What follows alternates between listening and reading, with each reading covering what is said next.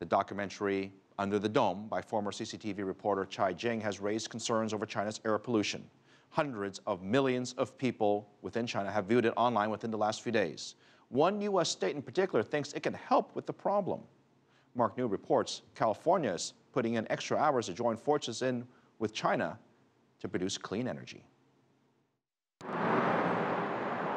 California is considered the most aggressive state in the country in combating carbon emissions.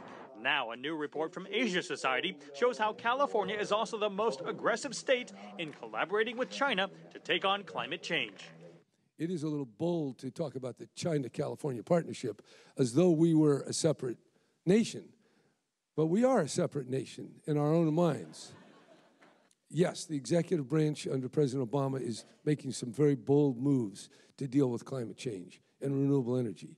But it's not enough, and China is the critical variable. The report details 14 ongoing collaborations between California and local governments in China. That includes everything from projects on vehicle emission standards to clean energy to green buildings. The chair of the California Energy Commission says while business opportunities are rife, California's environment benefits too. 25–30% of the particulates in Southern California come from China.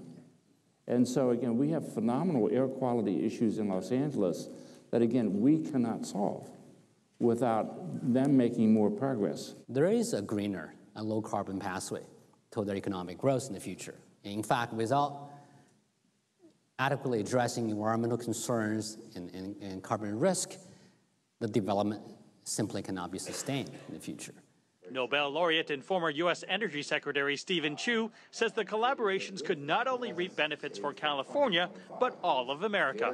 China has the best transmission lines in terms of the highest voltage, lowest loss. They transport electricity over 2,000 kilometers, and they lose only 7% of the energy.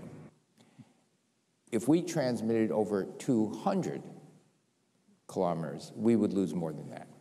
Analysts say working with China on the subnational level is extremely important because electricity, transportation, and buildings lie largely within the power of provincial and municipal governments.